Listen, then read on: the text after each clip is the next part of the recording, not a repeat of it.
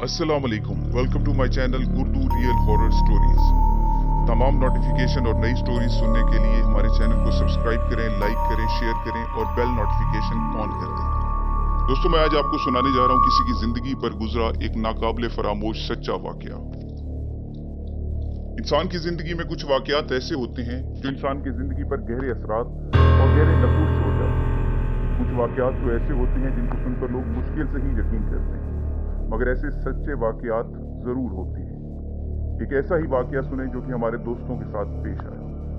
ये बात काफी पुरानी है। जब हम सब दोस्त शाम को ग्राउंड से वापस आकर अपने मोहल्ले में जमा हो जाते तो खूब महफिल लगाते थे। एक दिन हम रात का खाना खाकर घर से बाहर निकले तो दोस्तों ने बोला, आज जुमेरात है और आज जिन भूत और चुड़ैलों का दिन है।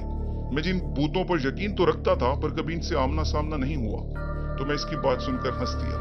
इसने मेरी तरफ गुस्से से देखा और बोला, ये जो गांव से बाहर खेतों में जामुन का दरख्त है ना, इस पे आज जिन भूत आएंगे। अगर यकीन नहीं तो मेरे साथ जाकर देख लो।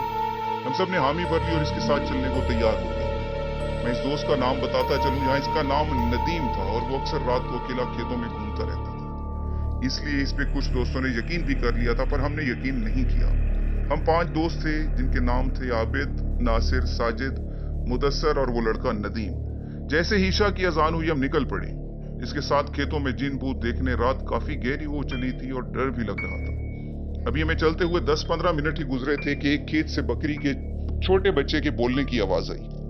आबिद ने बोला, रुको, यहाँ पास से किसी जानवर की आवाज आ रही है। तो सब रुक गए और खामोशी से आवाज सुनने का इंतजार करने लगे कि किस तरफ से ये आवाज आ रही है। अभी थोड़ी ही देर गुजरी थी कि बकरी के बच्चे की आवाज दोबारा सुनाई दी। नदीम फौरन बोला, आवाज इस तरफ से आ रही है जो 2-4 खेत छोड़कर ही बरसन का एक खेत था। आवाज वहां से आ रही थी। सर्दियों के दिन थे और इन दिनों में बरसन आम होता है। सब दोस्त इस तरफ जाने लगे तो नासिर ने बोला, छोड़ो यार, जो भी है हमें क्या लेना देना, हम जिस काम के लिए जा रहे हैं इस पे चलो। कोई भी नहीं माना और बरसन के खेत की तरफ सब बढ़ने लगे। सबने वहां जाकर देखा कि एक छोटा सा बकरी का बच्चा वहां खेत में बैठा था। हमें से कोई कुछ बोलता इससे पहले ही नदीम ने कहा, लगता है जो यहाँ बकरियां चराने आते हैं इनका रह गया होगा, इसको उठा लो, सुबह पता लगाकर वापस कर देंगे। सबने इसकी बात से इत्तेफाक किया और ऐसा ही किया। इसको हमने उठा लिया और अपनी मंजिल की जानिब बढ़ने लगे। रात काफी गहरी होती चली जा रही थी और हमारे डर में मजीद इजाफा भी हो रहा था, क्योंकि खेतों में तरह तरह के जानवरों की आवाजें आ रही थी। मुदस्सर ने बोला, यार हमको वापस जाना चाहिए, आगे बहुत खतरा है। सब इस पे हंसने लगे और इसको डरपोक डरपोक कहने लगे। खैर वो खामोशी से इनके साथ चलता रहा। फिर रात में हमें सीटी की आवाज आना शुरू हो गई। सब रुक गए और एक दूसरे की तरफ देखने लगे। डर सबके चेहरे से साफ नजर आ रहा था, पर कोई भी नहीं चाहता था कि हम वापस जाएं और अल्लाह का नाम लेकर इस जामुन के दरख्त की तरफ बढ़ने लगे। अभी थोड़ी ही देर गुजरी थी कि हमें चलते हुए सामने ही वो दरख्त नजर आ गया। हम सब दोस्त इस दरख्त से थोड़ा सा पीछे हटकर बैठ गए। सबसे पहले तो मुदस्सर ने बोला, इस बकरी के गले में कोई रस्सी वगैरह डाल दो ताकि ये कहीं इधर उधर ना चला जाए। सब दोस्त रस्सी ढूंढने लगे और जल्द ही एक छोटी सी रस्सी मिल भी गई। इसको हमने इसके गले में डाला और रस्सी नासिर को पकड़ा दी और सबकी नजरें इस दरख्त पर जमी थी।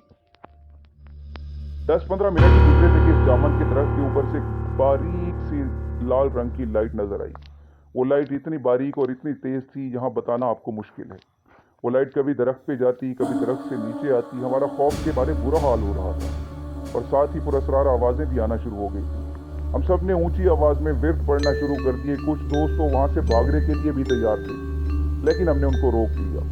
इनको फिर सब ने ही महसूस किया कि लाइट अब हमारी तरफ बढ़ रही थी। जब सबने ये मंजर देखा तो वहां से भागने में ही बेहतरी और आफियत बनी और इतनी स्पीड से वहां से उल्टे पांव दौड़े और हमारे पीछे इतनी खौफनाक आवाजें आ रही थी, बस यही महसूस हो रहा था जैसे वो बिल्कुल हमारे पास ही है और किसी भी लम्हे वो हम सबको नुकसान पहुंचा सकती है। हमने हिम्मत ना हारी और भागते रहे, विर्द करते रहे और वापस गांव आकर सांस लिया। जब हम सब गांव की हदूद में पहुंचे तो मुदस्सर ने नासिर की तरफ देखा और पूछा, आपके पास बकरी का बच्चा था, वो कहाँ छोड़ा है? इसने हाथ की तरफ देखा तो इसके हाथ में सिर्फ रस्सी बाकी रही। इसने बोला कि जब हम वहां से भाग रहे थे तो ये सिर्फ रस्सी ही थी, बकरी का बच्चा किधर गया इसको कुछ मालूम नहीं। जब वहां से वापस दौड़े तो वो बकरी का बच्चा वहां हमारे साथ नहीं था, बल्कि सिर्फ यही रस्सी बाकी बची थी। क्या वो सच में बकरी का बच्चा था या कोई और मखलूक थी? सब दोस्तों ने कहा, जो भी था हम सुबह जाकर वहां जरूर देखेंगे। जब सुबह हुई तो कोई भी वहां जाने के लिए तैयार ना था सिवाय नदीम और मुदस्सर के। वो दोनों खेतों में गए और इसी जगह गए तो उन्होंने वहां बकरी के बच्चे को मरा हुआ पाया, जो जामुन के दरख्त के बिल्कुल करीब ही पड़ा था। इसकी सिर्फ हड्डियां ही हड्डियां नजर आ रही थी। इस बकरी के बच्चे पे गोश्त का नामो निशान तक बाकी न रहा था। वो दोनों समझ चुके थे रात को जो कुछ भी हुआ वो सिर्फ उनका वहम नहीं था। इस दरख्त पे वाकई कुछ ऐसा था जो नदीम ने बोला था। इसके बाद वो और हम में से कोई भी वहां रात के टाइम बाहर ना गया, और बाहर जाने से रात के टाइम उस जगह पर हमने तौबा कर ली। ना सिर्फ हमने तौबा की बल्कि गांव में तमाम लोगों ने वहां से गुजरने से परहेज किया। दोस्तों, इस वाक़ये को बहुत अरसा गुजर चुका है, लेकिन आज भी उस जामुन के दरख्त से कोई भी नहीं गुजरता सिवाय कोई बहुत जरूरी काम के, और वो भी दिन के वक्त। रात के टाइम वहां से गुजरना कोई भी ना मुनासिब समझता है और ना ही वहां से गुजरने वाले मुसाफिरों को उसका मशवरा दिया जाता है। दोस्तों, अगर आपको हमारी स्टोरी पसंद आई हो तो हमारे चैनल को लाइक करें, सब्सक्राइब करें और बेल नोटिफिकेशन ऑन कर दें। शुक्रिया।